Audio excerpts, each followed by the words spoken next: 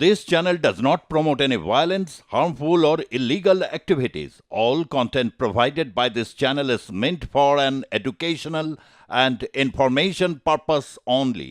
সাত সকালে একেবারে মর্মান্তিক পথ দুর্ঘটনা। সাত সকালে মর্মান্তিক পথ দুর্ঘটনা মালদাতে, যেখানে 3 জনের মৃত্যু হয়েছে বলে খবর পাওয়া যাচ্ছে। মালদার হিয়াঘর এবং সেখানে জাতীয় সড়কের ওপরের এই মর্মান্তিক পথ দুর্ঘটনা, 3 জনেরই মৃত্যু হয়েছে বলে খবর। হিয়াঘর এলাকার 512 নম্বর জাতীয় সড়ক।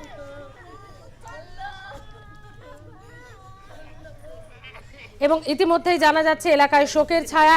একই পরিবারের 3 জনের মৃত্যু এবং ঘাতক গাড়িটির খোঁজ পাওয়া যায়নি এখনো পর্যন্ত। চাঞ্চল্য ছড়িয়েছে এই এলাকায়। জানা গেছে দেউতলা এলাকার বেশ কিছু লোকজন তারা গাজলে যাচ্ছিলেন।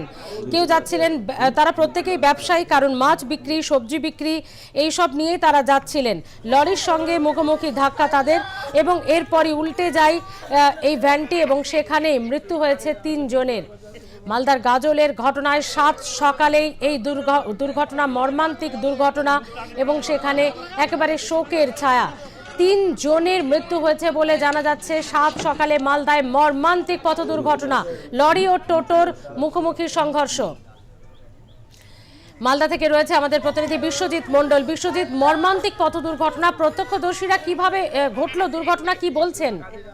দেখো সেটি বলে রাখি, মালদায় আজ মর্মান্তিক পথ দুর্ঘটনা। সেই দুর্ঘটনাটি যে ঘটেছে মালদার গাজলের হিমঘর এলাকায় 512 নম্বর জাতীয় সড়কে।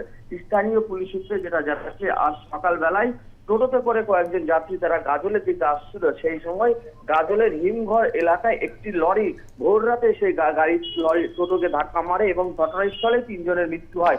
এবং খবর পেয়ে ঘটনাস্থলে গাজল থানার পুলিশ আসে এবং স্থানীয়রা ছুটে এসে একজন আহত, তাকে তড়িঘড়ি উদ্ধার করে মালদা মেডিকেল কলেজ হাসপাতালে নিয়ে আসে।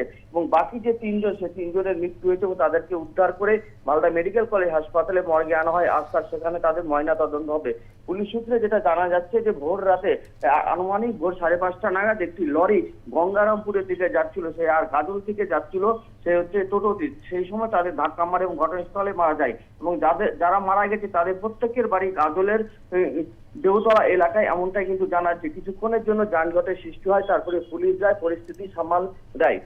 সুজি, ধন্যবাদ বিশ্বজিৎ।